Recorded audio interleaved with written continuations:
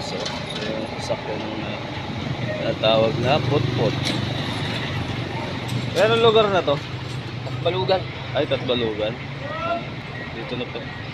Sa Tatbalugan guys. Ay, yung mga service nila. Tinatawag na put-put.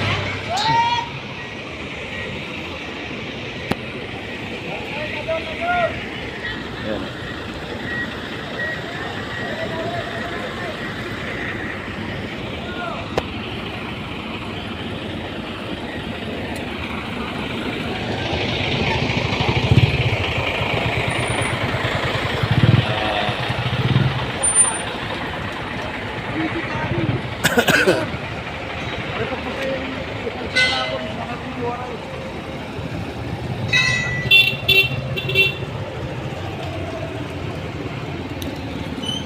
Init. Sinasakyan.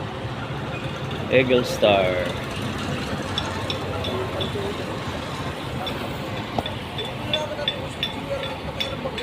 Stop over.